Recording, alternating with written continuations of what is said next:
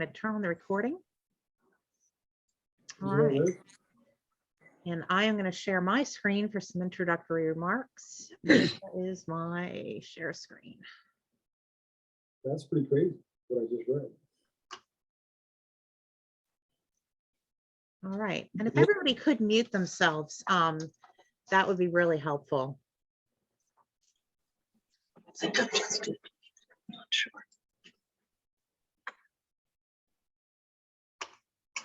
All right. Great.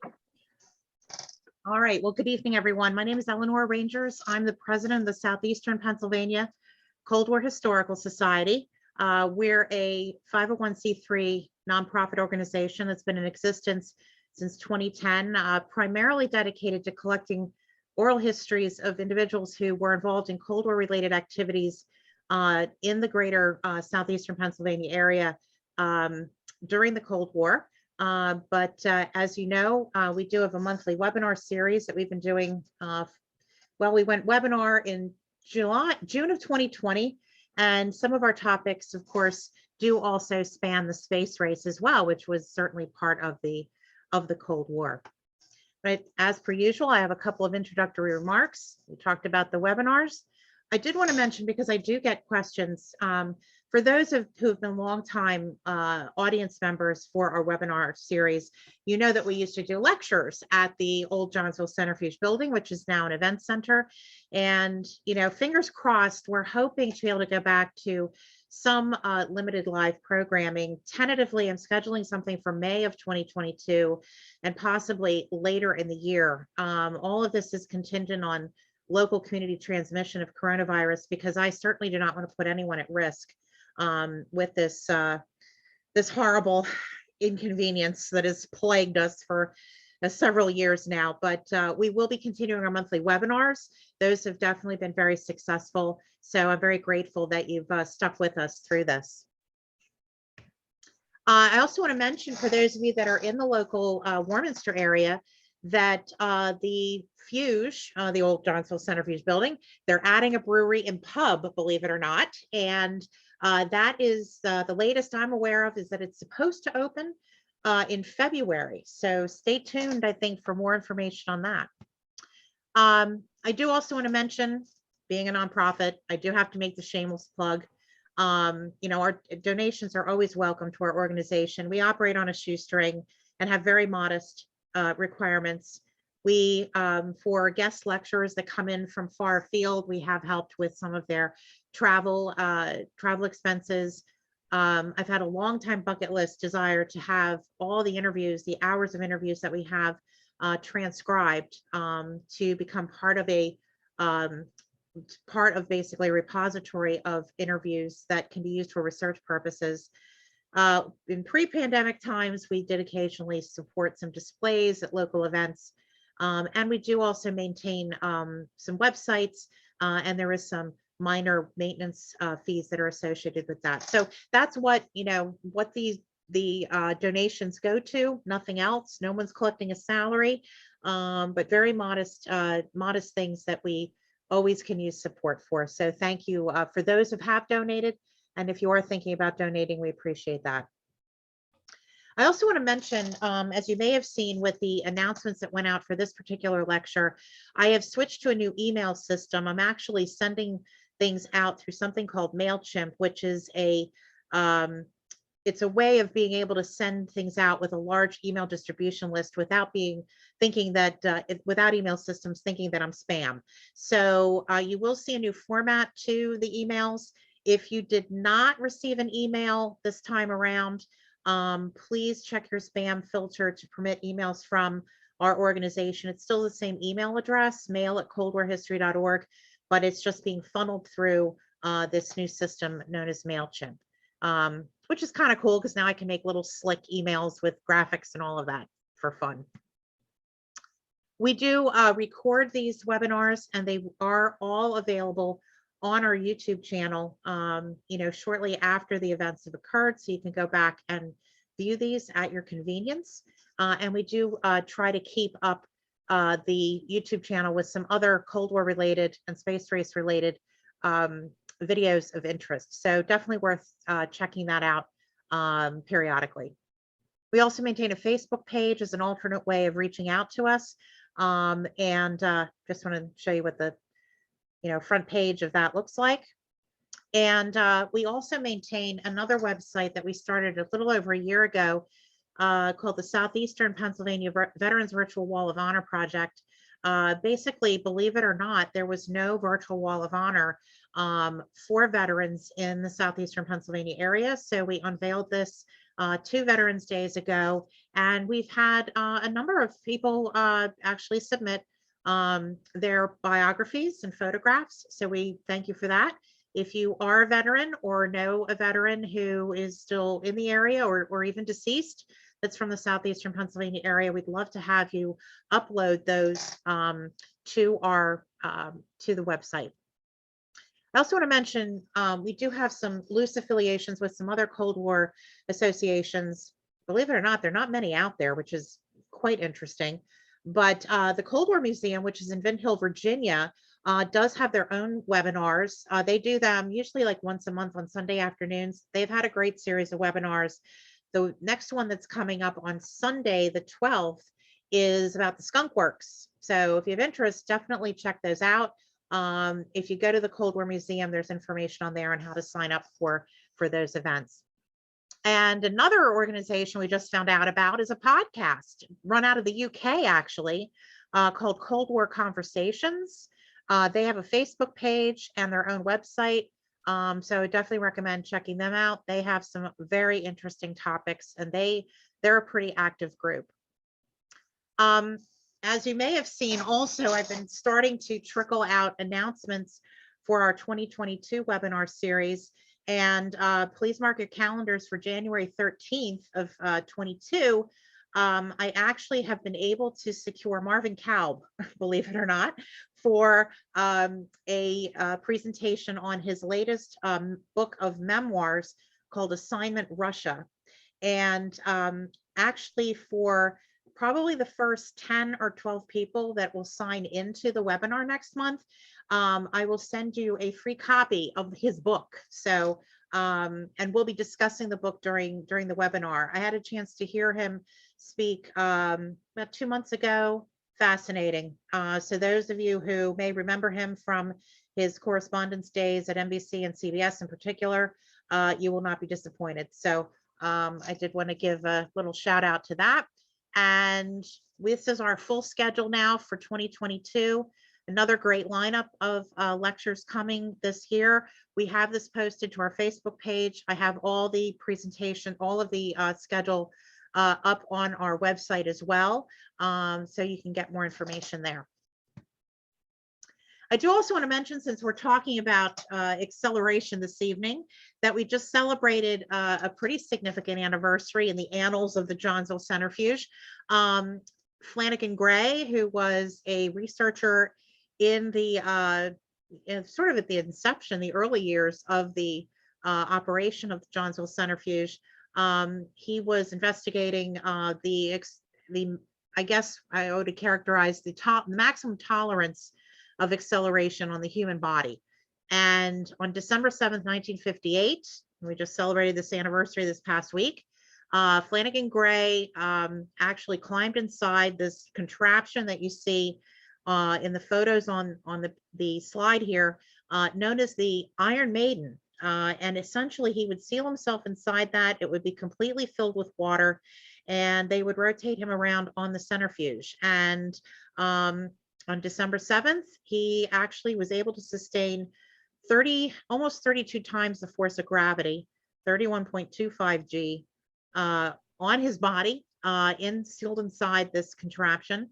He sustained that for 5 minutes. He lived to tell the tale, and that record is still held today. So I'm not sure, but we just recently made contact with members of Flanagan Gray's family who are still local to the Bucks County area. So I'm not sure if they've been able to join us this evening, but we were kind of delighted to make that contact pretty recently. So without further ado, I think we're going to go ahead and get started with our panel discussion. And I know someone already asked, who are the panelists this evening? So let me do some brief introductions here. I'm actually going to skip JJ only because I'm going to have him introduce himself, because unfortunately I did not get a bio in time from JJ. But JJ Armstrong will be one of the panelists who worked at the centrifuge when the Naval Air Development Center was still up and running in Warminster. But let's start with Steve Cloak, who is retired commander with the Navy. He was actually commissioned as an ensign in the Navy Reserve after an initial active duty period and was assigned as an aerospace engineering duty officer to units supporting NavAir. And over the next 23 years, he was involved in a myriad of projects supporting the Navy, including direct support of global conflicts. He also of interest completed U.S. Naval Test Pilot short courses and spent 6 years as an intelligence analyst, along with 2 tours as a flag aide. And he retired from service in 2011, holding the rank of commander. Multiple awards and commendations for his work, and including a Navy Meritorious Civilian Service Medal.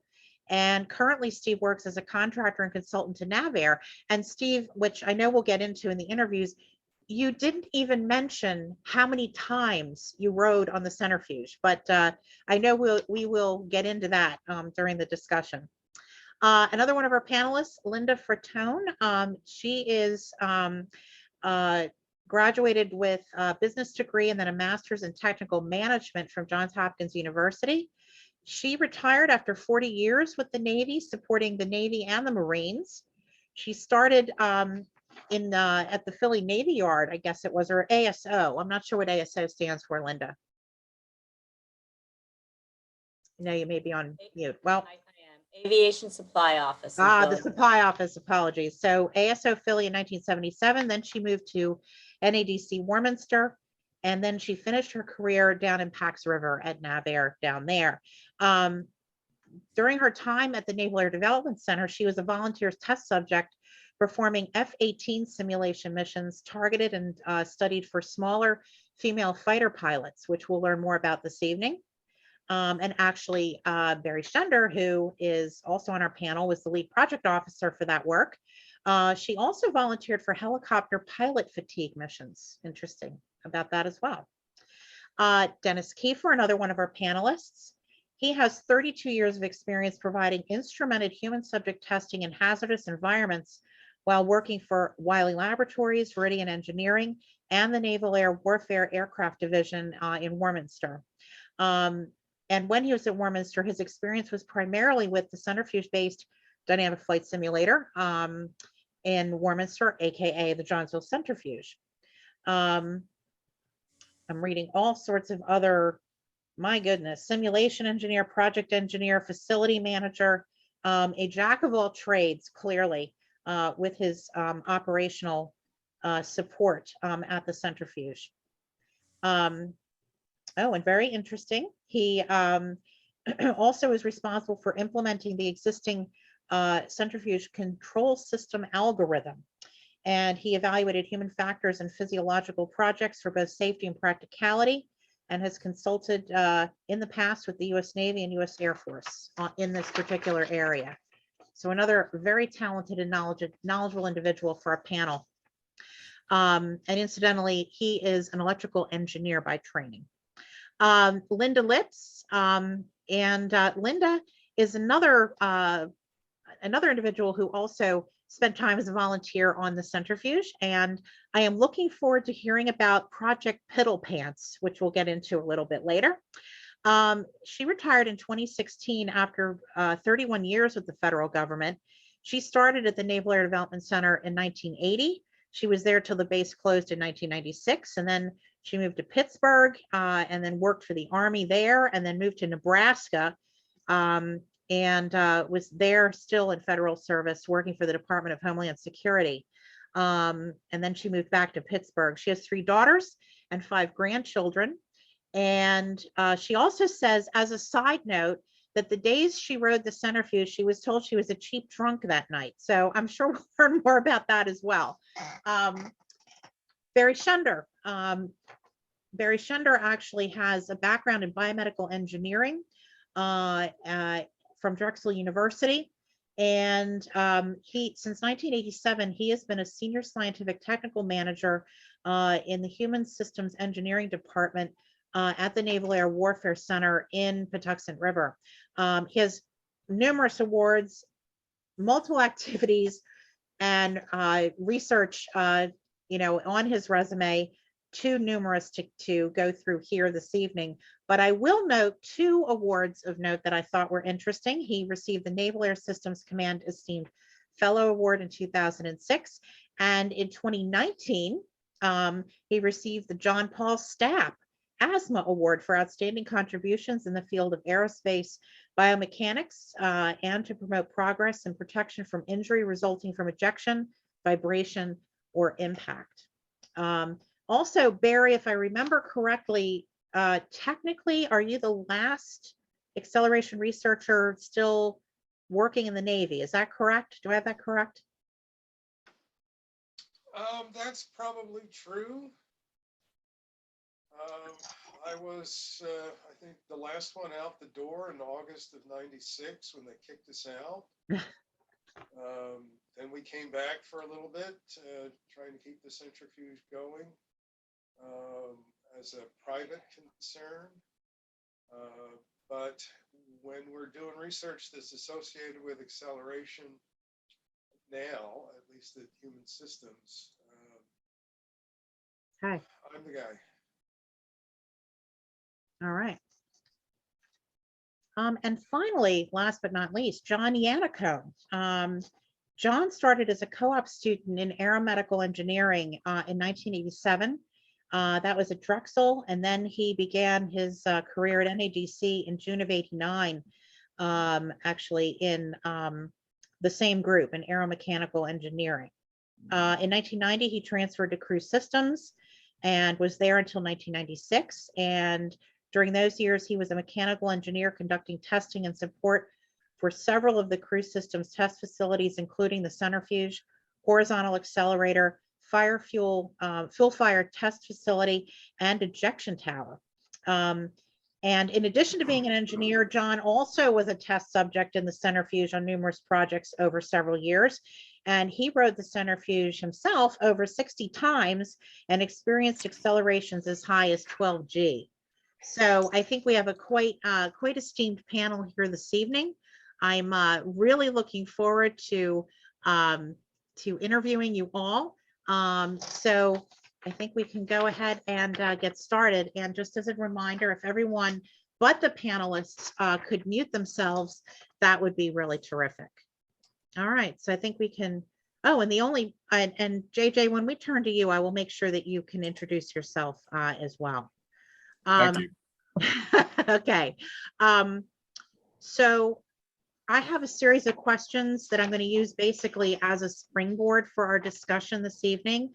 But certainly we'll eventually open it up for questions as well from our audience members. So I think what I'm going to do first is kind of go around the panel group and have a general question to start out with, to give us a little bit more information apart from what I provided in the introductions, to describe your affiliation with the Johnsville Centrifuge. You know, were you involved in research, operations, were you a test subject, something else, and how long you were involved in those activities. So a little bit of a broad swath overview of how you were an appropriate person to be put on this panel this evening. So maybe we can start with Steve in my upper left. Okay, so I also was a civilian engineer while I was in the reserves. I was really interested in the centrifuge because I went to I think it was when I was working, I started in '83. I think the summer of '83, they took us in the chamber and showed us the ball, and we all stood at the hub and they spun it a few times. And I thought that was something I wanted to do, wanted to ride it.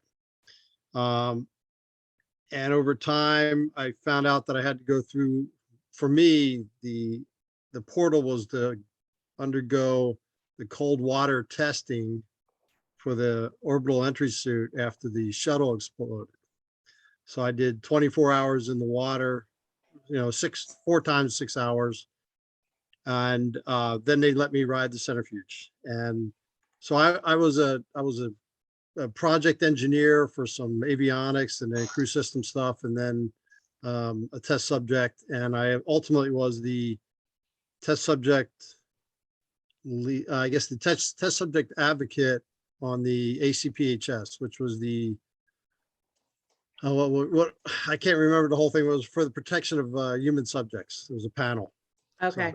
So kind of like And my a, last ride was in, I think, 98 when we went back. 2 days, 2 hour, 4 hours a day riding it. It was a lot of fun. so one question I know, like I said, was not in your Okay, bio. yeah, I How wrote many it. times did you ride the centrifuge, Steve? I wrote it 137 times. Little more than 85 hours, most of that time between 5 and 12 Gs. So, and I'm normal now. Now. Now, yeah. That's a subject. Yeah, my wife just said subject to debate. So. All right, great. I'm going to John Yanaco. You're next. And I forgot the question. So I went over there. I went over to the centrifuge and do a rotation when I was right after I got out of college and was working in a different group, and never left. So I was a mechanical engineer. So we built the payloads that went in and did the mechanical side of the work that was going on in there, but also supporting the other the facilities that you mentioned. Also a test subject, spent a lot of late nights there with JJ trying to get things working. So we were up and running the next day. And I think that's about all. I think that answers your questions. All right. Yeah, I think so. Well, why don't we turn to JJ, and JJ, please introduce yourself officially. And in what capacity did you work at the centrifuge? Did you ride the centrifuge? And anything else you'd like to share about your affiliation, with the centrifuge? Okay, I started at Warminster in 1974. I came from a couple naval weapon centers that were closing down, and I was kicked around from one to another, and then on the last day of a 90-day extension working in Crane, Indiana, somebody said, there's a job open in Warminster, Pennsylvania. And I said, I'll take it. Where the hell's Warminster, Pennsylvania? And so I went out and interviewed, and I got a job aircraft maintenance. I was by trade in the Navy. I was a radio operator and electronics and technician. And I worked at that in several capacities in different places. I worked at Willow Grove, maintained aircraft at Willow Grove, worked the T-line there, transit line. And then I got into intermediate maintenance, and then I got into some specialized maintenance, cryptography, things like that. So there was some secure equipment that we worked with the EP3s and things like that that took care of. And then I heard that I was working in the aircraft installation part of, we did aircraft installations on both prototype equipment and regular equipment, and all kinds of different things, helicopters, P3s, S2s, S3s, the gamut of aircraft that we worked on at NADC. And then I heard about this job in the centrifuge. I had been given a tour when I first came aboard, and I remember going up and standing over the blister. I think Paul was in there at the time. Paul Edwards was in there at the time, where he may have been downstairs and somebody else was in there. But I remember seeing that and thought that was pretty interesting. So when I saw the job open up, I applied for it. And they actually gave us a little test where we had to answer questions and theoretical questions. And so I guess I did okay because they hired me. And But before that, I worked with Steve and Dennis over in the lamps lab, light air multi-purpose systems for the SH. I think it was the SH. Was that the 60 or the 3? SH3, SH 60B. 60B. Yeah, okay, that's it. So we worked over there for a while with those guys, and that's where I got to know Dennis and Steve. I don't think I knew Leon there. We had a guy named Phil Brickman. I remember Phil. Phil Whitley. I saw him occasionally over there sometimes. Gosh. Anyway, I went to work at Warminster and I loved it. And they hired me on as an assistant centrifuge operator. And so I under Paul Edwards' tutelage, I learned everything I needed. I wanted to know about the centrifuge, and or at least I thought I learned everything. It turns out that you continue learning as things go on. And I learned that Dennis didn't really like to operate the centrifuge, and it was we were over there one day. He says, every time that I hear that, we had breakers in the powerhouse when we turned the powerhouse on, and they would slam shut. And every time they slammed shut, he would flinch. And he noted that he really didn't like doing that thing. He was electrical engineer by trade, and I can't blame him. Every once in a while, I'd flinch myself. But anyway, my job was to take care of the plant, make sure the centrifuge could operate all the rotating machinery and all the electronic machinery. Like I said, under Paul's tutelage, I learned a lot about control systems. I had known about control systems, of course, with the aircraft and the shipboard stuff that I worked on. But generally, I learned much more there than I ever knew before. So that's what I did. Essentially, I operated the centrifuge, make sure it was operational, tested it in the morning. Every morning we were going to run, made sure that all of we had I think it was a 90th percentile dummy that we have to hustle in, put him in there. We used to call him Fred. And Fred would get in there and we'd tie him down and shoot for 1.5, whatever the maximum G level was. And so we would take care of that, test out all the restraint systems and the seat systems and all the electronic systems and electrical systems, physiological monitoring, make sure all the signals were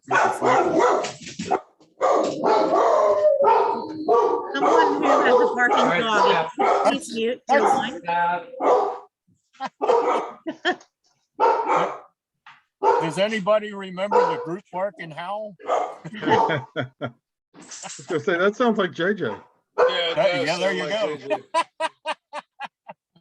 So anyway, somehow I did safety chair for the Committee for the Protection of Human Subjects. I don't know who was responsible for that, but I got that job eventually, and then wound up being safety chair for down at Pax River for their ACPHS. And let's see, what else did I do? Dennis knows all about me. He'll tell you. All right. What I JJ. apologize. Oh, go ahead. JJ was also that voice in the back of your head when you were riding. He was the voices in the head. You always said everything was perfectly normal when you knew it was. There's always a lot of voices in my head. I also, if you can see on screen, when JJ was talking and he mentioned about the first time he went into the centrifuge and he saw this blister hanging down from the roof of the centrifuge chamber. And this is an image actually from National Geographic in August of '55 with the original gondola that you can see on the end of the centrifuge arm. The blister basically is that circular room that you can see hanging down from the ceiling. That is actually where the original analog control of the centrifuge was operated from until the early 1960s. I think early, what was it, 63. And then there was an upgrade to systems, and a new control room was actually opened up just outside the centrifuge chamber on the second floor. But that's what, when people refer to the blister, when they're talking about the centrifuge, that's what that means. And it's, I mean, it's still there today, but it is non-operational. So I just wanted to add that little explanation with the image. And you will see me periodically put some images up as we're talking, just to bring to life some of what's being talked about for those that are not familiar with the centrifuge. Okay, Linda Fratone. Okay. Hey, how you doing? So after I left ASO, I went up to Warminster, I guess it was about 85, and I was there as a contract specialist and working in contracts, doing a lot of research and development type contracting for the engineers. And I don't know if you remember, but as you walk through the hallways of the base, there's these little television screens in the corner that always said test subject volunteers needed, blah, blah, blah, blah. Well, that was me. And I decided, there was a couple of us in contracts, and I don't know if you remember Lisa, and then also Irene Billick. She was an engineer over in 4-6 Crew Systems. We were talking, and we decided that we would just try and see what it's like to be a test subject and head over to the centrifuge. So of course, Dr. Schender was looking for smaller female statured women to do something like this. And it turns out that it was about a 6-month program, Barry, where we were in there almost every single day and just practicing. And it was really cool because we had to learn how to fly the aircraft. We had to suit up into our Navy Combat Edge gear, which was a very state-of-the-art technology at the time. We suited up and we got in there. We learned how to fly an F-18. And at the time, before it was moving, we just had to do it by video games. And I was never good at video games. So just trying to make sure the trim was correct and get in there and learn the heads-up displays and everything else, it was a little challenging. And then Barry or anybody else was there said, hey, just wait until feedback, wait till that thing starts moving, then you won't have any problem flying that aircraft. And sure enough, it became rather easy for me, and it was a lot of fun. And we did it for about 6 months, like I said, and we were flying anywhere from, 5.5 to 7.5 Gs on a daily basis. And we were preparing for some missions that were going to be part of Barry's study. And the big one was that SAM avoidance mission that we had to do.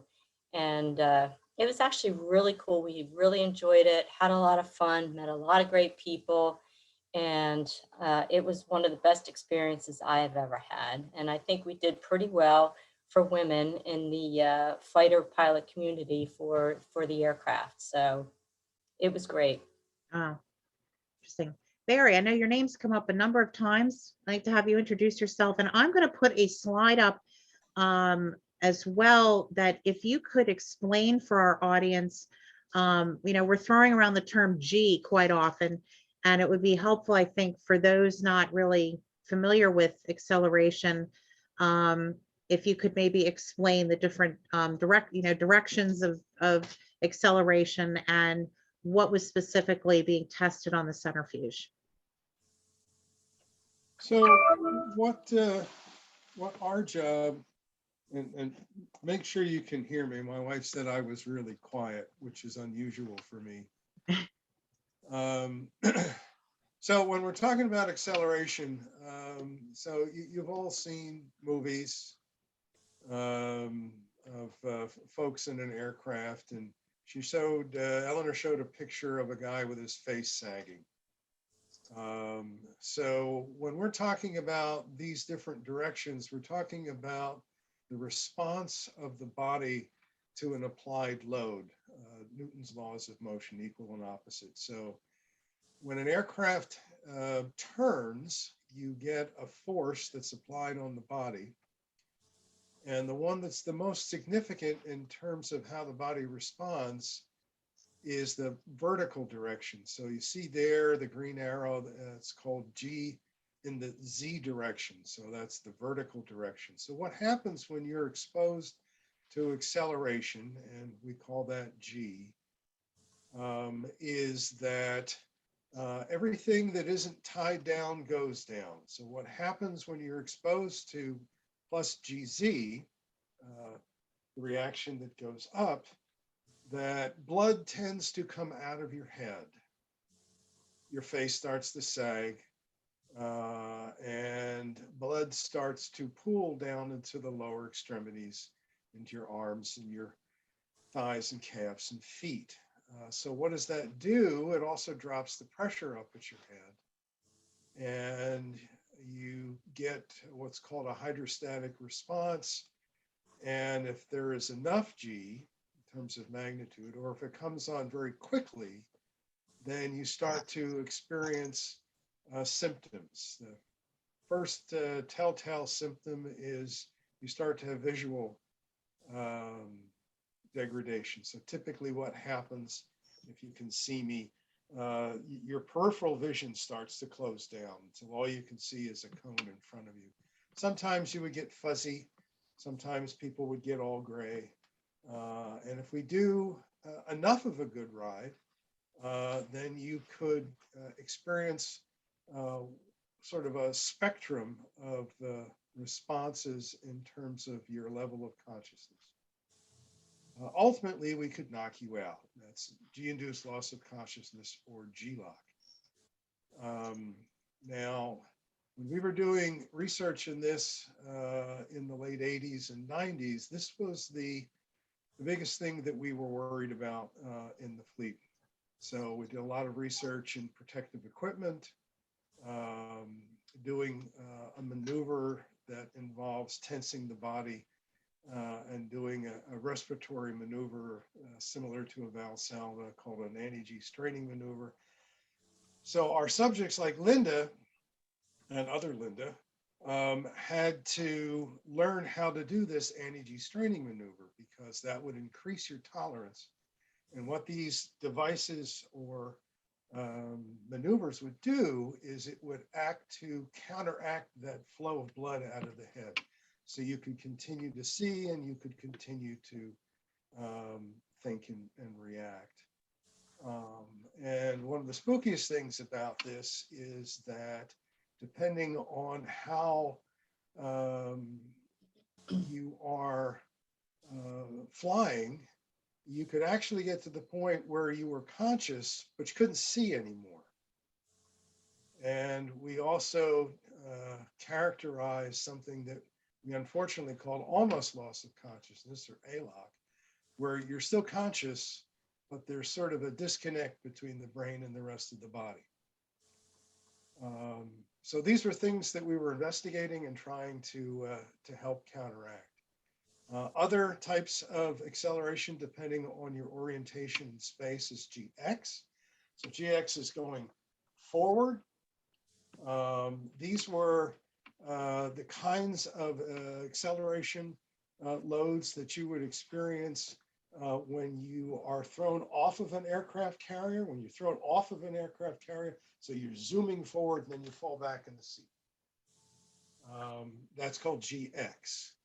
And when you are what's called a trap, when you come back onto the aircraft carrier, so you're flying at 100 knots or whatnot, maybe even a little bit more, and then you stop on a dime and then you go forward. That's called GX. One of the things Linda didn't say is that the nastiest stuff that we did to our small stature females was we were looking at whether they could tolerate GX. Now, plus GX going back isn't such a big deal, but minus GX hurts, and you get pushed forward. But you're experiencing that for a very short period of time, so we wanted to prove that small stature women could experience the catapult, or the cat, and the trap coming back the arrestment phase onto an aircraft carrier. And of course they could. And we also taught them how to fly the centrifuge, and we called it the dynamic flight simulator. So these small stature women flew the centrifuge. Unfortunately, it was called man in the loop, but we'll call it human in the loop, where they controlled, so they controlled the vertical, they controlled the horizontal. If we gave them enough G, then everything would get fuzzy, just like old television. And they were in control. So we had them prove that they could eject while they were flying. And we showed that there are better ways of holding the ejection panel. We had a fixture inside the gondola that, in terms of its measurements, matched the F-18 to show that, yep, they could reach everything. Though some of them, it was a little hard. You had the strain. We had one volunteer who could lower the landing gear only because she had long, very attractive fingernails. But we could, we certainly were very successful in showing that these small, now we define these, the small stature females as being 120 pounds or less. And GY is side to side. That's a yaw. Highly agile aircraft will experience yaw. Typically, we don't see a lot of that. Okay, so what did I do? I came to NADC as a PhD student, ran the final study that we did with the small arm centrifuge, which was designed to do animal studies. I also, because I was the new guy, they put me in charge of subject training. And then I went on to do a series of studies as an associate investigator, where we were looking at G-induced loss of consciousness, different types of anti-G protective clothing and equipment. And then the last big study I did while we were still at the Navy there was the what we call the gender neutral study. Yes, we can. Done a lot of things for the Navy down there and in Patuxent River, but I can honestly say the most fun that we had was there at NADC, and then when it changed the name from a friendly development center to a warfare center, was working at the DFS with these folks. So Wow. that's enough for me. Cool. Well, thank you. All right, I've got two more to go around, and then we'll start with some other questions. Dennis Kiefer. Yes, I'm here. Tell us a little bit about the work that you did on the centrifuge. Okay, well, I'd like to start off a little bit just describing what makes the Warminster centrifuge so unique. And the first thing is that it had a very long arm, much longer than any other centrifuge that was around. The original design in 1949, 50, actually designed in 47, was for a 50-foot arm. And before that, I think the longest centrifuges were on the order of 20 feet, maybe 25 feet long. So that really made a big difference, having a centrifuge arm that long and with this big, powerful motor, electrical motor that we had with a separate powerhouse next door, which was able to drive all that stuff. And just having that power really made things unique. But the other part about the actual physical structure of the centrifuge was the fact that, well, originally it had, in fact, the original operation, a lot of the runs were done from the hanging carriage, which was at the, I think the 33-foot point, which was where the Flanagan Gray ran his original runs there. He didn't run them out at the end of the arm like everybody else did. He ran them back there, and they had elaborate ways to get in and out back down on the centrifuge floor. So he was not getting in and out of the normal access point that everybody sees normally. So that was kind of a challenging thing to do. But at some point, they, I think around the 1960 upgrade, they, or no, the earlier upgrade, they finally did get the one-axis centrifuge gondola put in. And that had a big bull ring that went around it, and you could coordinate the G vector created at the end of the centrifuge arm in one axis, in the roll axis, so that you could coordinate this. So the subject sitting in there, or the pilot sitting in there, wouldn't feel pushed to the side when as the G's got longer. He could actually be pushed in the vertical direction. So that was actually controlled. Prior to that, the Warminster centrifuge, all the other centrifuges didn't have a way of controlling the angle of the gimbal dynamically. They all just let gravity and the angular motion itself, those forces, control the direction. So there was no way of recreating like an off-axis type GY force left and right, but having even that one gimbal allowed GY to be developed as the operator would like to be able to do it. But finally, they added another gondola that in the 1960s, 63, I guess. And that actually was a 2 gimbal centrifuge. And that gondola would roll left and right like the old one did, but then you can see those long yellow arms that are there. They are the actual torque arms that control the gimbal angles, and the control system would allow the gimbal to rotate. This big silvery part that you see there is the roll axis, and that would allow the gondola to be oriented in the GY vector. And there was also the yellow bar that's towards the front of us that would control the pitch gimbal, which would allow the pilot inside there to be pitched forward and aft. That was completely revolutionary for any other centrifuge. Just the long arm and the fact that this had 2 gimbals was like a major breakthrough in what you could do with a centrifuge. And it was somebody had a lot of foresight in developing that, because just those few changes really made the difference in what can be done. And I know I talked to a lot of other centrifuge owners in the Air Force and NASA, and everybody was jealous of this particular setup we had, because we could just do a lot more with a lot more power and a lot more controllability than anyone could do before. And it let us do a lot of projects we couldn't do, including the whole dynamic flight simulation thing, which while we could coordinate those 2 gimbals while the arm is turning, we could coordinate that G vector so that it was directed through the pilot's body as it would be in the aircraft, or close to it. I mean, that was kind of a interesting problem. But let's see, I guess from the control point of view, along with these physical changes to the actual structure, there was the control of the device.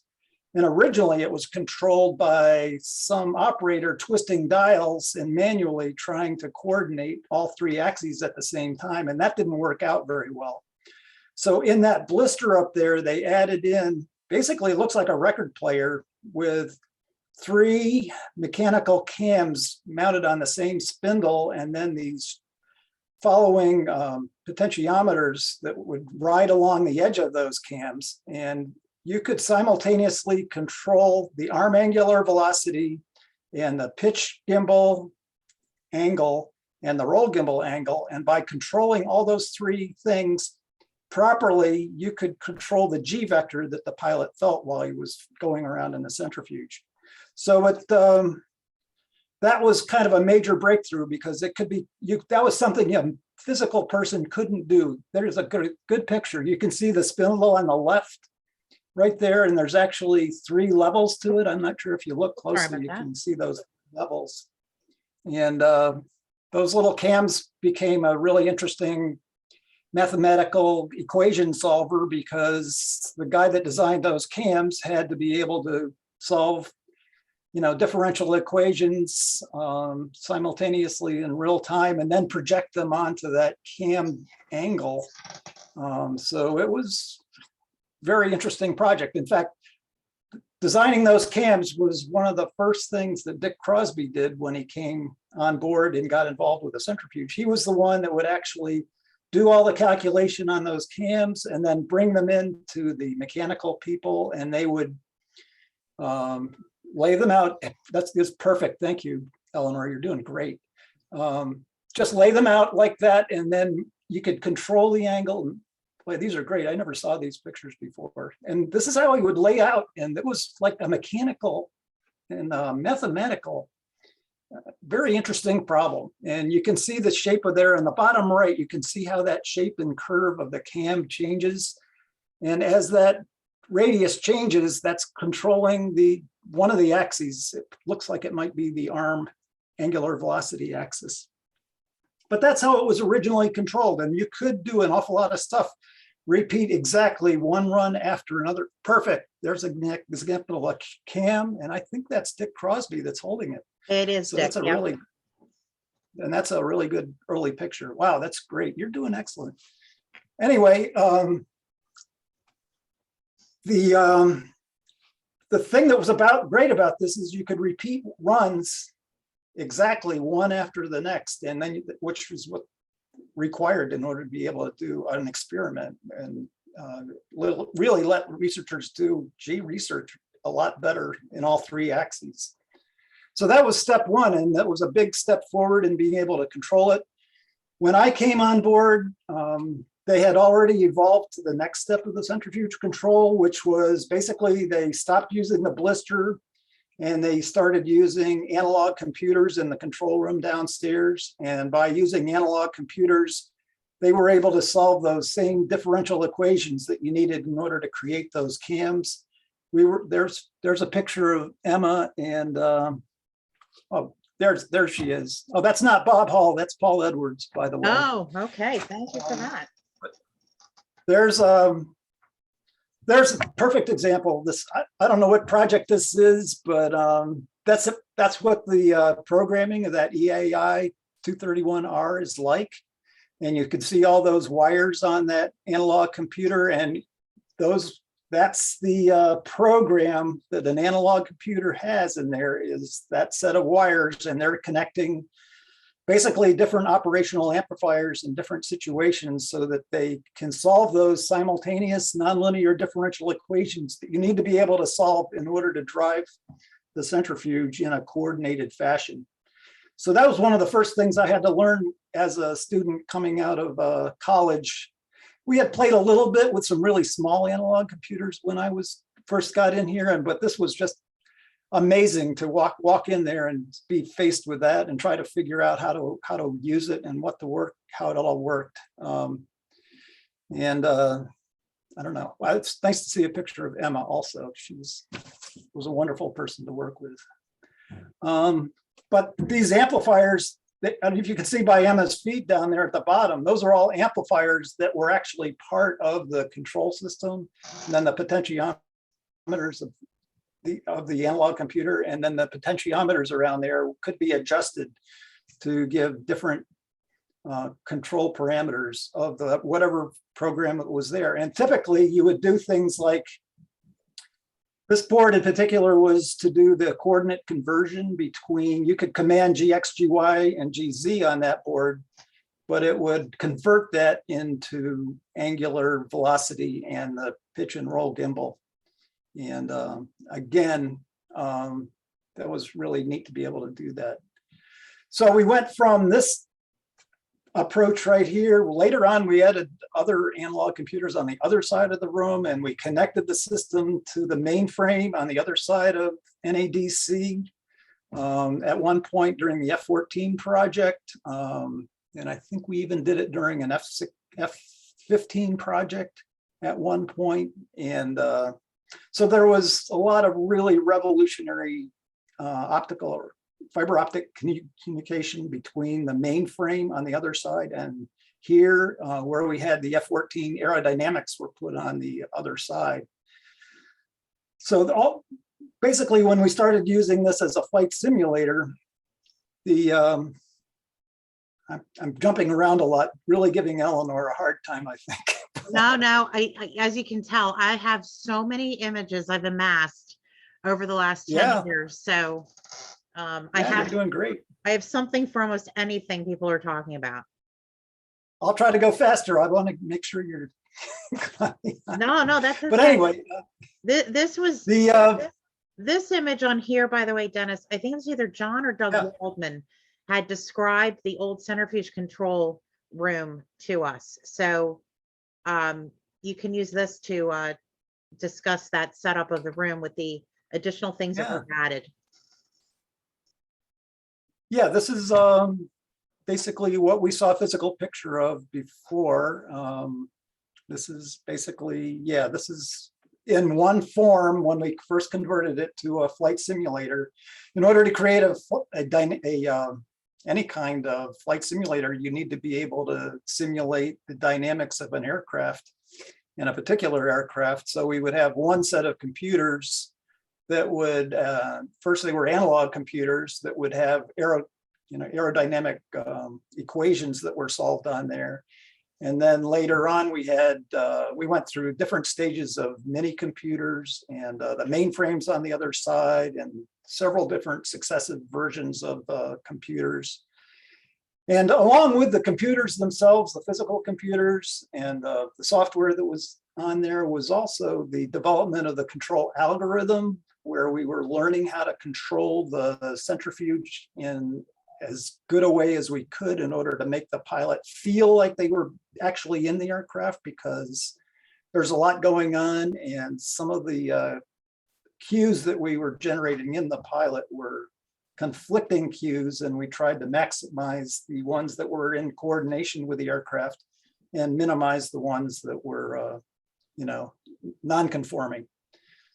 And that's really where I picked up off. Dick Crosby was the one that really had the idea and brainstorm behind all that, and he developed that control algorithm, and I sort of picked up, he was actually my mentor for a lot of my time in the centrifuge, and we developed that control algorithm, and we used it pretty successfully up through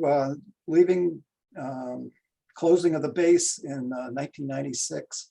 But the day the base closed in 1996, I actually didn't move. I just stayed in, I think I moved from one side of the room to the other, and we kept on running and doing a few projects with the centrifuge, I think with Barry also and JJ. And we stayed at there for 2 or 3 years. And then as a private company, they really decided that wasn't going to work out too well. We weren't really getting enough business to really stay profitable. And they closed down, and I did some other work for a while, but then got hired by another company, Wiley Labs, in order to build a centrifuge in Sweden. And the centrifuge in Sweden was designed with the same general approach that Warminster had in the Warminster centrifuge, with a slightly smaller arm, but it did have the same 2 gimbals, and they were oriented in the same way. And we actually transferred the control algorithm with different set of hardware over to the Swedish centrifuge, which is still operating right now and still training. And I'm still under a tiny little bit of a maintenance contract with them, but it's still going and they're doing business. And I really am not familiar with what the status is of other centrifuges around the world. And maybe Barry or other people there would be more familiar with that than I am, but that's about where my interest stopped, and I went on and to do other things for the most part after that. Wow, no, that was terrific. Thank you for that. I want to make sure we get to Linda Lips, and Linda, I'm going to put a slide up as well to have you speak to, but would love to have you tell us a little bit about Project Piddle Pants and another project that I have that you donated a t-shirt to our organization, and that's the picture I'm going to pull up in a moment. Hello, I was that's mine. I was a brandy new graduate from Penn State back in the early 80s, and my first real job was at NADC And since my major was in logistics, of course, I became a budget analyst. And I was a budget analyst in the central budget office, and I knew Dr. Von Beck and Captain Houghton socially, and they convinced me that I should ride the centrifuge, which I thought was really interesting because I was brave then. And Dr. Von Beck had this piddle pants project, which the way he explained it to me was, well, when male pilots are up in a plane, they can just pull out a bottle and they can pee wherever they want, but women can't do that. So we have to do something to correct that. So they took all these measurements of me and they sent down to NASA, and they got these piddle pants, which really looked like a girdle. And I had to put it on and then get in the ball, and they sent me in this really strange position, which in my knowledge, my memory, I had never peed in. They had a little Dixie cup they put up on the camera with string so that I could pull it off and I could do my business in privacy, which I thought was very sweet. But I could not do what I was supposed to in that position. And I had all these monitors on me, you know, the Doppler and the EEG, and all you could hear was my heartbeat going ba-bump, ba-bump, ba-bump. And I hear from the flight deck, Linda, anytime now. I said, yeah, I'm doing my best. And then I finally did what I was supposed to. And I pulled the little Dixie cup off the camera, and they spun me up to 3 Gs. And then which I thought was really fun. The best amusement park ride I'd ever been on. And they took me out, and I had to go and give my piddle pants over to Dr. Von Beck. And he came back a little later, running down the hall, screaming, Linda, you peed a whole liter. So even after that, they asked me to write another project, Captain Houghton and Dr. Von Beck, the loss of consciousness. And they explained that fighter pilots were having problems and they were passing out due to taking strong G courses. And we weren't allowed to use G suits or it was all relaxed G. And they wanted to see how long it would take us to get our faculties back after getting knocked out. We sat in a mock-up of the centrifuge, and we learned how all these simple math questions they had going on, a tape recorder in the background. Once they figured we learned that, then they spun us in the ball a couple times just to see how long it would take us to, well, they weren't trying to make us pass out then. They were just trying to see, they had a 2-second onset, a 4-second onset, and this is going to be really slow and hurt your feet and the back of your legs onset. And the project was originally approved to go to 7 Gs, but they found out that 7 Gs wasn't knocking people out at the let's be really slow and hurt the back of your legs onset. So they had to go back to the committee, and it ended up, I took 7.4 Gs at the slow onset and 7 Gs at the 2-second onset and the 4-second onset. And when we were sitting there, we had to answer these questions in the back of our head. We had the screen in front of us with the crosshairs. We had to keep that in the middle. And there was a light bar at the top, and there was red and green lights on either side. When the red light came on, you had to turn it off with your left foot. When the green light came on, you had to turn it on off with your right foot. So all this is going on at the same time. And we did this, then they would spin you, and then they would see how long it took for you to get back to normal. Also, you had a button in your left hand where you pulled it in 1 click. So if you wanted to punch out a G at any time, you could pull it back 1 click and it would stop. And if you passed out and let go, then it would stop. And mine only, my head fell down because, you know, I was really tired and I couldn't see anymore. Couldn't hold up my head, but the only time they really knocked me out was the 4-second onset, and I don't know why. But we had a little party back in the swimming pool behind the club after that, after the project was over, and Captain Houghton gave us those shirts. So I donated it to the museum because it doesn't fit me anymore. I wrote one more project that it was called Evoke Response, and we were working then on with the light bar again, seeing how long it took us to gray out in the different, where your sight started, peripheral vision started going, and when you grayed out and when you blacked out. Wow.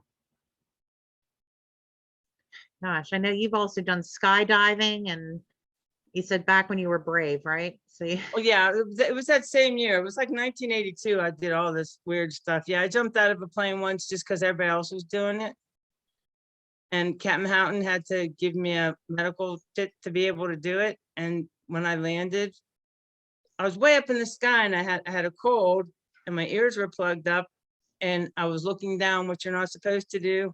And it was a little windy, and there was the drop zone, and then there was a cornfield, and then there was a wheat field. And I landed in the wheat field, and I looked down, and wheat's supposed to be tall, but this was early in the year, and the wheat was about this high, so I didn't land exactly right. And then I limped for a while, and Captain Houghton said, "Nope, you're not going up there again." So I only did it once, but it was fun. I can say I did it. wow. Well, I have a picture that I'd like to have Steve talk about, because I'd like to turn the attention to those who have ridden the centrifuge. I'd love to get some anecdotes for our audience about what exactly it was like to be in that centrifuge and, encountering G, losing consciousness. I mean, you name it. I'm going to leave it open-ended, but to illustrate that point, I'm going to put up a photograph courtesy of Steve. Yeah, That I have to have This- you talk about. this, I think this was the 100th ride. And we had the Joe Camarada is holding in his left hand your brain, normal brain, and in his right hand your brain on high G's. Or is that, no, John, is that you holding that? Looks like John Yanaco's holding that one. Probably, I guess. Yeah, so that was our brain without blood, and the one's our brain, a normal brain.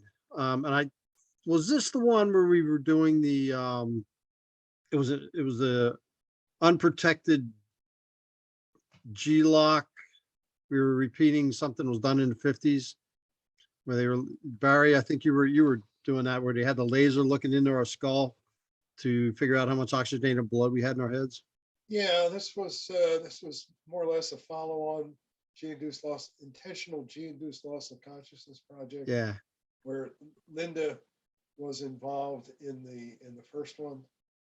In the 80s, and this was then it was also really hard to get folks to intentionally lose consciousness, which was really frustrating.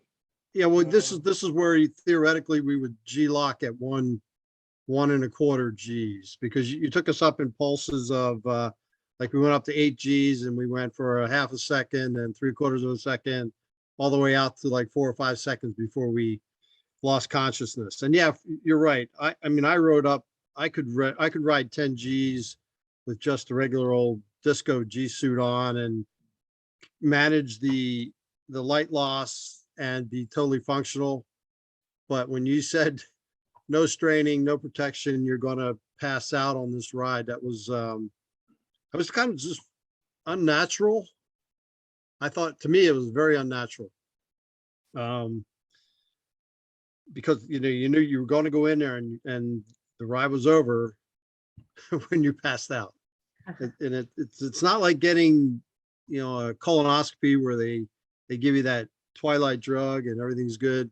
This was intentional. It was just freaky. I mean, I think I had 3 G-locks, and that what Barry referred to earlier as an A-lock, almost loss of consciousness. I sat through several of them where I couldn't move anything. My left arm was over there flopping around doing its own thing, and I could see it, but I couldn't do a thing about it. And, I had several of those incidences, and it was, it was pretty neat because you knew you were hanging on the edge of, your body, just like your body wouldn't, or maybe I was just physiologically set up not to go. But because I was in probably the best shape of my life then, I was powerlifting heavy and, had a natural G resistance. But, and Eleanor, you asked about what it's like to ride it.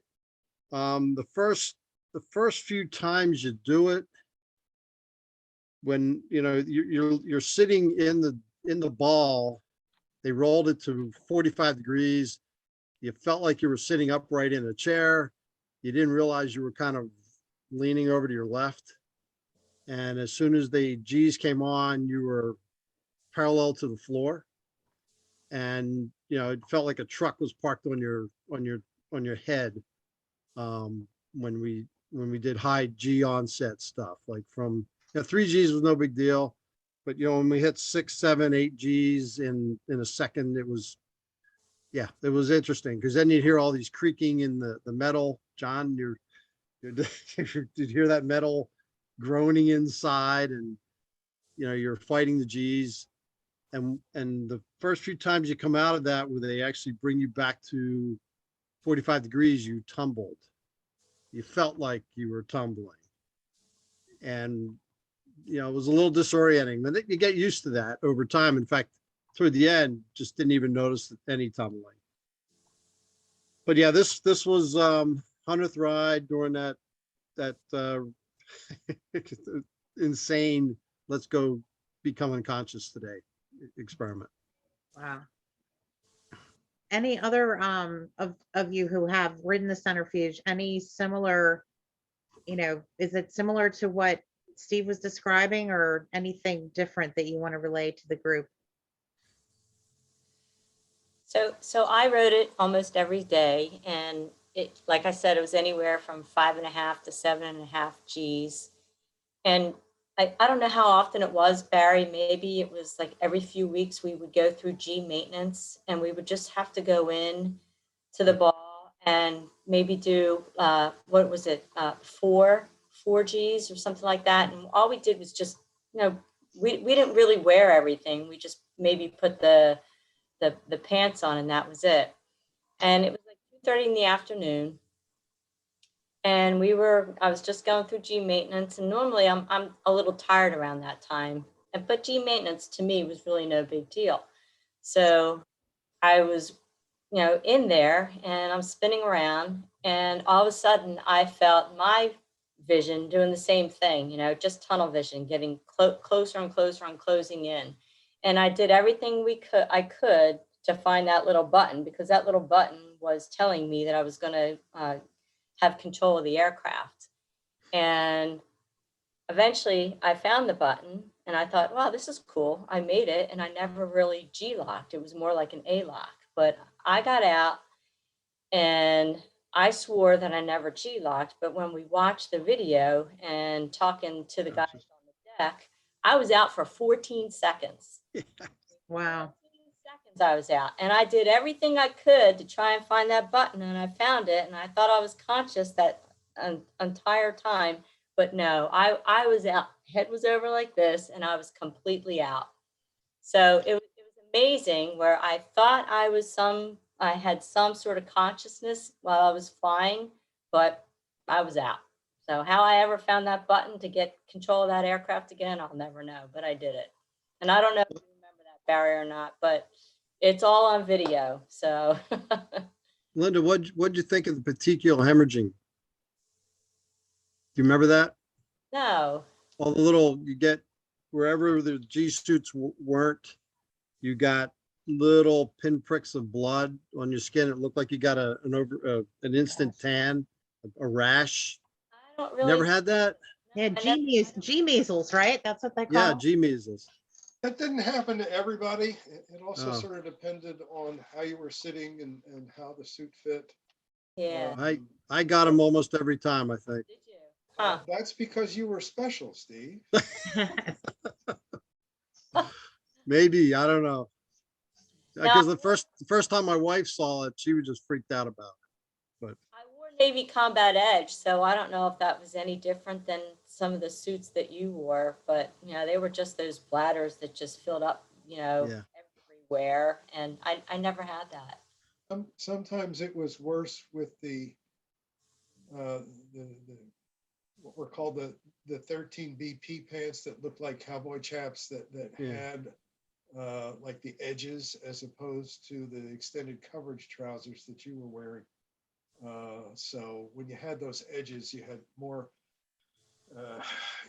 localized pressure on there. But amnesia is very common. Huh. And folks should know, and JJ was there too. We would be paying attention, and if you were obviously, lost consciousness, we wouldn't let you just keep spinning. That would be wrong. So we would bring you back down. So I think Linda was also describing something similar. And what some folks would do, and when Star Forster was there, along with Dr. Wintery, we would have conversations afterwards. A lot of people would dream during their loss of consciousness event. And that could give us some insight as to what was going on. And Barry, do you remember Rob McConnell also said he smelled cotton candy or something like that? Yeah. Do you remember? Yeah, he had a weird one, and somebody else was seeing demons. Oh, I remember that guy. I remember him. Yeah. That was Derek. Yes. Okay. Yeah, that was about the same time that Michael Jackson had Thriller, and the other Michael Jackson song where people's faces would morph. And we had Steve. Yeah, he didn't volunteer for other studies after he got really scared. Oh, Yeah, that freaked him out. I remember Yeah. that. Other people had perfectly good dreams. One of my favorite was, when if we really knocked you out good, then you would sort of convulse and jerk when you came back. And there was one subject that, I don't know if you can see me on the camera, he sort of went up like this. And he said that what he was doing, he described his dream afterwards, is that he was fishing. And you could see his hands move up like he was pulling in, some deep sea fishing experience. So his body was doing this fishing thing, and that's what he remembered doing. wow. Yeah, I want to ask one other question, then I want to open it up for some questions. But I know a couple people had mentioned Harold von Beck.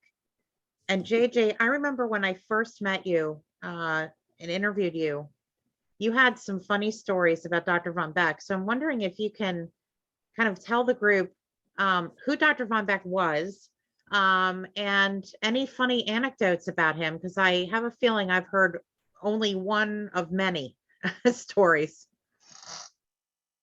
Well, yeah, we were talking about G-Tal. We had some G animals. We had Walt Krasa, who was a subject. He wrote a rapid onset to 15G for 30 seconds and never went out. I think he had his light loss was, I think he said 30% at 15G. And anyway, one of von Beck's projects was something that they used to do in the German Air Force, where he came from, by the way. And that was what they called the tiger crouch, where instead of laying somebody back, supinating them, they would lean forward with their heads between their knees, and theoretically that would give, you would be experiencing GX as opposed, physically GX as opposed to GZ when you were pulling GZ, when the aircraft was pulling GZ. And Mark Ammerman had ridden to, I guess he was up around 7 or 8 G. And if you can think of Colonel Klink smoking a cigarette the way they used to do with their hands backward, and Dr. Von Beck saying, Mark, do you think you can do another G? And Mark had it by that time, and his response was, "JJ, get me the hell out of here." But that was just one. Dr. Von Beck was, I guess Dennis, you would know more about that than I would, but he was a pretty interesting guy. He had some interesting ideas, and he worked with the German Air Force in doing experiments with people. And when he got over here, of course, the rules were a little bit different. So, occasionally he would forget where he was. But that was, he was an interesting guy. He loved the ladies. And everybody got invited to what's the Erzgebirge? Dennis, is that where he was? The German club down at off of Yeah, I know. Catamount? I think you interacted a lot more with him than I did, JJ. Okay. But yeah, he was an interesting character. So he did a lot of he was the doctor. I'm not sure what his title was. He was an experimenter, to my knowledge, when I got there. So, but that's the one thing I remember. I remember the Colonel Klink smoking the cigarette backwards and asking the guy if he could do another G after he already said that felt like his eyes were popping out. Oh boy. So. All right. It was an interesting time. He was Like a very interesting guy. Yeah, like Barry said, Linda, did you know him? Oh, yeah. Oh, yeah. That Okay. man, I don't know how anybody could ever walk around with an ash on the end of a cigarette that long. He walked around, most of it was ash and it never spilled. But he just used to walk around like that all the time, and he cracked me up. Yeah, he trolled around down at the club and fed me drinks and got me to ride the Centrifuge. So yeah, he was an interesting guy. So Well, I imagine there are lots of stories, probably, on that theme, but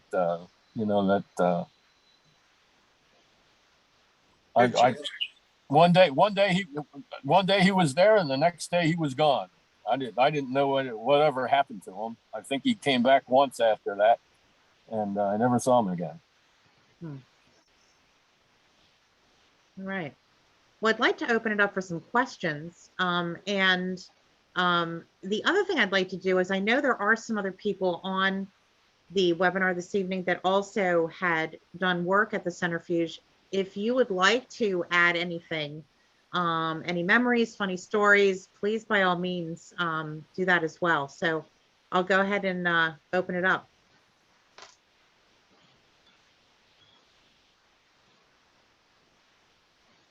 Yeah, one. I just wanted to add to the Flanagan Gray story.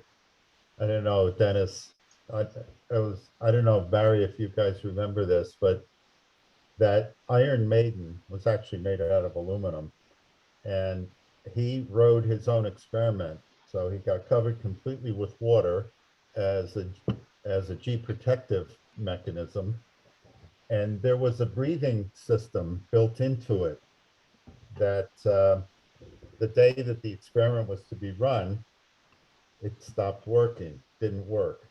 All right. So because when they closed the thing up, he was completely encased in water. So, of course, you can't breathe there. So they had a breathing apparatus which broke. So he said, screw me in and take me up to G. And I think you said, Eleanor, was it 30 minutes?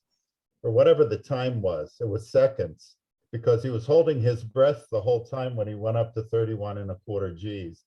And then they brought him back down and opened that Iron Maiden, and all the fluid came, or the water came out so that he could breathe again. He did it while holding his breath because the machine was broken at the time.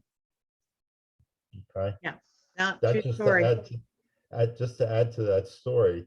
Of course, they wouldn't let investigators do stuff like that today. I talked to Paul Edwards about that, and when they designed the mechanism to flush the water out of the Iron Maiden at the end of that project, they tested that over and over and over again. And he had to have major confidence in their ability to do that because, equipment that day wasn't all that functional, and there were bound to be little mix-ups. And that was a mix-up you didn't want to have happen. Yeah, of course. How about the expanding foam, Dennis? I think Eleanor has videos of that. If I wouldn't be a bit surprised with them, because that was one of the videos I used to see all the time, where they would try to, one of the mechanisms for G protection was to have foam encapsulated pilot, and they tested that out on the flight deck. And there's a video of them.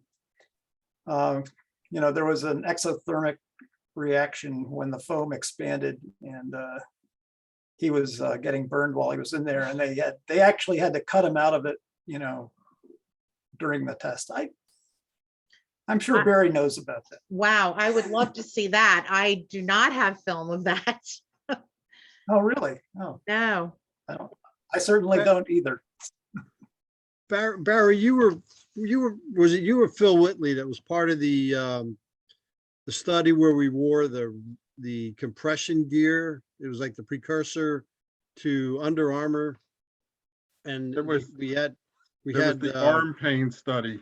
Yeah, the arm pain study. It was the most painful thing we ever did, at least I ever did, in the centrifuge. We rode gradual onset and rapid onsets for days. That was Phil.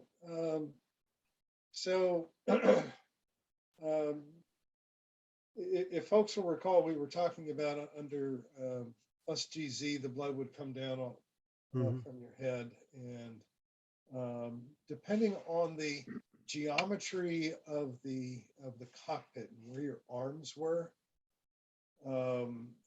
So if you're in an aircraft where you have a side control stick, so your arms are sort of hanging out on the side, then that would typically lead to more discomfort as opposed to a center stick like we have in the Hornets. And those, you're typically flying with your arms close to the body. So when your arms are out, that often led to arm pain. As a matter of fact, when we do studies today down at what used to be Brooks Air Force Base, now Brooks City Base in San Antonio, they typically wrap people's arms with like ace bandages. So there's counter pressure. So what the study was to see if you could sort of give you counter pressure that was related to the acceleration. Linda was talking about combat edge, and at the time, we don't do this now in the Navy, but in the Air Force, folks would fly with positive pressure breathing. So that was also associated with a counter pressure garment that you wore like a vest. So I think one of the things that Phil was looking at was sort of tying that pressure that was going to the vest, so it would equalize the amount of pressure you were breathing. So your lungs would have the same pressure on either side inside and outside, so you wouldn't overinflate them to the arm sleeves, and that wasn't fun.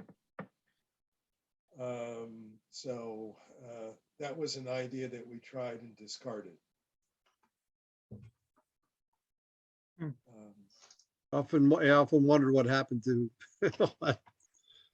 Good to know it was discarded.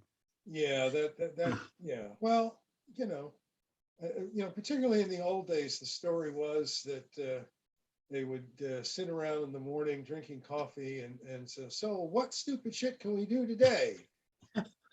So this was before JJ was talking about the Committee for Protection of Human Subjects. So this was sort of before then. And you had a lot of really bright people that would sit around thinking, well, what should we try today?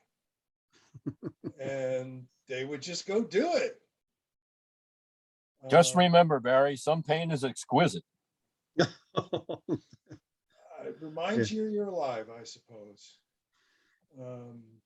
And we came up with lots of interesting ways to really try to protect folks.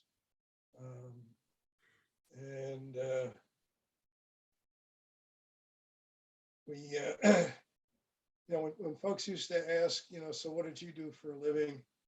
I would tell them that I tortured people. So I guess this cartoon that I found on the 4th floor randomly one day is apropos, Barry. Yeah. Yes. We make fun, but I will tell you that we expose folks to all sorts of things, but we went to really quite extensive lengths to minimize the risks. And we had a large medical support staff that were right there in case anything went awry. And we would practice for, in case something bad happened. And we would have drills, and JJ would run the drills like, well, what would happen if we lost power and the centrifuge ball was stuck halfway around the room, and he would spring these drills on us, and then all of a sudden the alarms would go off, and we'd all have to run downstairs and get the ball back into position and move it manually. Then practice getting somebody out of the ball safely. I'm really glad you didn't tell us test subjects about that. I actually was in the ball. We were starting up and there was something residual in code and it felt like it got rear-ended. There was a huge noise and then the ball took off and I was pounding on the switch to stop it because I was actually rolled over. And I remember Gail Hun was in there with JJ and I could hear, I think there's something wrong. And then they figured it out and I was hanging there and JJ would take about a minute and a half to get me back over. They had the rope, drug me back to the door. Got about a 5-minute breather and we went at it again. Eleanor, had a couple questions. Absolutely. Go for it. Did anybody get sick inside the ball? I'd imagine you weren't supposed to eat before you went in there, I guess. Did anybody have any long-term effects from riding in it? And lastly, were any of the experimenters, the doctors, did they ride in the ball themselves? I'll take a shot at one of them. None of the subjects really got sick in the ball. The only guys that I really saw get sick were actual Nugget pilots that we bought in because we would be assigned to 2 or 3 young air crew and go through G tolerance improvement program, GTIP. And a lot of these guys are pretty cocky and they're, here's a civilian wearing a flight suit, teaching them how to do the anti-G straining maneuver. And we were really good at it because we were in there all the time. And you could find the ones that just didn't want to play along. So there was a maneuver where they actually had to look over their shoulder, over the left shoulder at an F-18 that we had stenciled in the back of the ball. And that was going to be their 9G ride, so they could see how the upper eye would lose vision while the lower eye was, you could still see. Sometimes you just tell them you're going to do that and tell them to turn their head while we were moving. And that was, it was chunks all over the place. Call signs came from that. And who got to clean that up? Usually the pilot did. We had him clean it. But they all gave us pukey bags before we went in Yep. there, just in case. Absolutely. I didn't do a ride without a Ziploc bag in my left pocket of my leg. That was part of the checklist, right? So, Right. you know, before you would get started, you'd make sure that you had your bag. And, you know, we would instruct subjects, you know, basically, we don't want you to, you can get motion sick, and we don't want you to throw up. So if you start to feel like you're getting motion sick, you need to stop, because if you don't, you will clean up the ball. So everybody always stopped in time. And we also went through what was called Acclimation, particularly if you were doing closed loop, human in the loop. So you would titrate what you were doing. So we would scale the amount of acceleration you were doing as you were learning how to fly. Because if we put you in there with, you know, full G capability, you could, you know, start to get the ball to move erratically, and that wouldn't be good either. So no, in all the years that I've been doing this, we never had anybody throw up or miss the bag that were volunteers. Did any of you have any temporary or long-term effects from riding in it? Well, Steve My went wife- down there my wife- 7 times, yeah. so you know that's not good. Well, my The wife's por- looking at me because we were never baselined. All right. So you're taking ischemic insults to the higher order functioning of the brain, and Barry can jump in anytime you want, because you know it better than I do, the physiological explanation, but we're taking insults regularly. And I would have periods, I still do it, where I'll look at like a fork and I go through 7 or 8 words in my brain before I get the fork. And is it just old age? Because it started when I was in my 40s. You know, I'm now in my 64th year. And was it from the centrifuge or just normal aging? I don't know. But The voices don't- in my head say no. yeah, that the same ones are telling me the same thing. So, oh yeah, and I had, well, no, my wife asked about my back. I had 3 wedged vertebrae, but that was from football. And the Navy did a nice job of, I had to do a 3G ride, then go get x-rays, and then they did up to 5Gs. I had more x-rays and nothing moved, so I was good to go.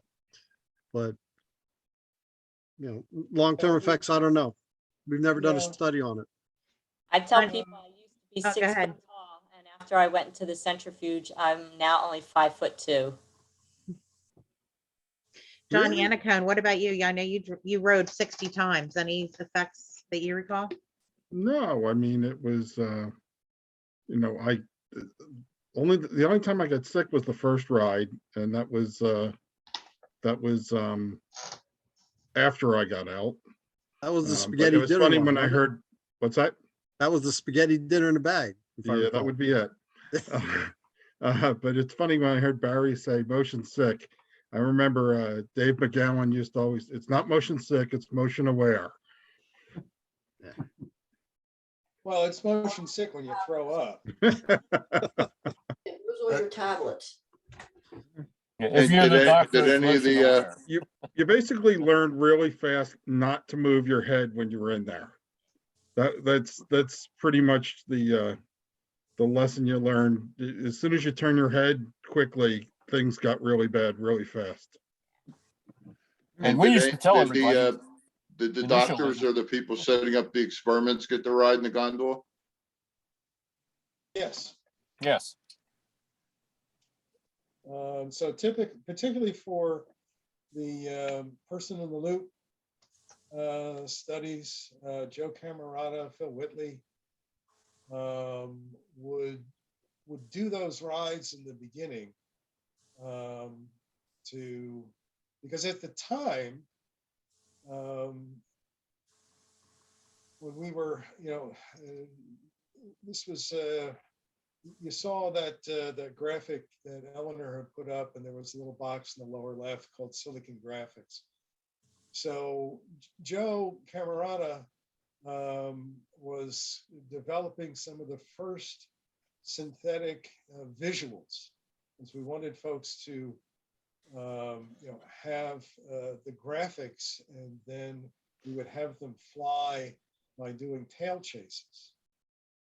So Joe was, in there, and he flew a lot in the centrifuge as they were, developing these techniques and the dynamic light bar to get a better feel for how much vision you were losing and whatnot. And Phil did a lot. Me, I had a bad back, still have a bad back, so they only let me go up to 3G. I will tell you, I didn't like it. I don't like amusement park rides either. So some people really like it, some people don't. And I've known a couple folks, Lloyd Tripp, James Winnery, who flew even more than Steve did, and Yep. lost consciousness many times, and still sharp as they ever were. So yes, you would get cardiovascular. We were more concerned about musculoskeletal problems since you had this loading and it was abrupt. So we would make sure that we would minimize the risk. So Linda was talking about losing consciousness and her head falling down. So that was one of the things we're worried about, that you would lose consciousness, you'd go limp, and your head would just fall down. And then you'd wind up with a hurt neck.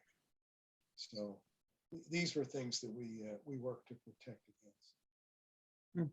When you lose consciousness, your head does fall down, because I saw the tapes of myself, but my neck is fine. And my brother thinks it's the most hysterical thing he's ever seen in his life.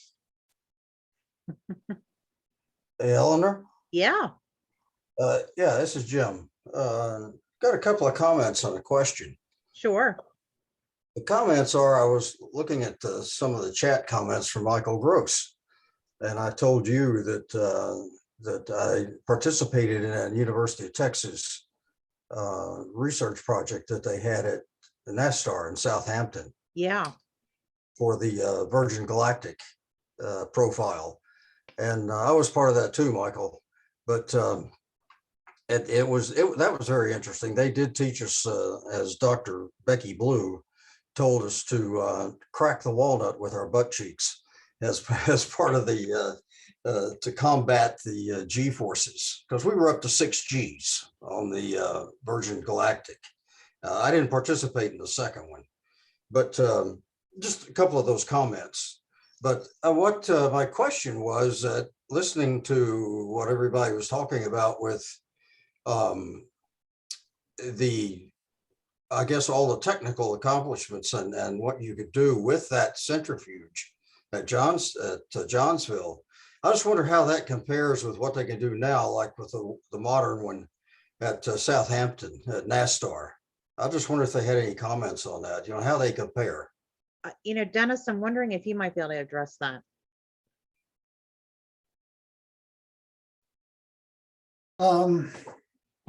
I know there's a Navy has a new centrifuge, or the Air Force has a centrifuge at Wright-Patterson, which was built by ETC. So I assume that the one that's at Southampton right now had basically the same functionality, but I am not familiar with what's currently at Southampton, so I really can't do it. I know in general, ETC was building a very advanced one at Wright-Patterson. I know there were some technical problems, but I haven't really been aware of what the final outcome of it was. I heard that it was operational now, but I really don't know what's at Southampton. But I mean, certainly the Johnsville Centrifuge was originally constructed to really test the limits of human tolerance for acceleration and to understand that. And it is and was the most powerful human centrifuge ever built. I mean, it could, at the end of that centrifuge arm at full speed, it could generate 40 G. But I So- don't believe any modern centrifuges can exceed or go up to that today, unless Yeah. I'm mistaken. There are new devices. So the Air Force device is similar to the one at Southampton. One of the biggest differences between what we had at Warminster and what they have now is just sort of the usability. It does have a shorter arm. It has similar capability in terms of gimbal operation. One of the big differences is that you remember the pictures that Eleanor put up, that the centrifuge was sort of up, and you have to go up to the third floor to get in and out of it, and to change out the fixture from the like if you wanted to put it a different seat or something, it was a whole to do. The facility that ATC has, it's on the ground. The back opens up and you can slide out. Let's say you've got an F-18 cockpit in there. You can slide that out and put in an F-16 cockpit in a matter of an hour or so, where it would take a considerable amount of time, to change out the fixture inside. But the modern centrifuges, what they have been doing with new technology, better graphics than we had, stereo, is try to replicate what was done with op amps, as Dennis was talking about. So the facility that we had in Warminster sort of set the bar, and the devices that are now the ETC and other companies like AMST have built in countries around the world are simply taking the types of technology that were pioneered in Southeast Pennsylvania and bringing it up with today's technology, albeit with shorter arms. And the latest device is also in Dayton, though it's at the Naval Medical Research Unit in Dayton. And this is a device that they call the Kraken, that moves in all 6 directions, so not just 2 gimbals, but does all 6 axes. And if you want to talk about motion awareness, this is a device that you can look up, and it's a scary looking ride from the outside. It's definitely an e-ticket.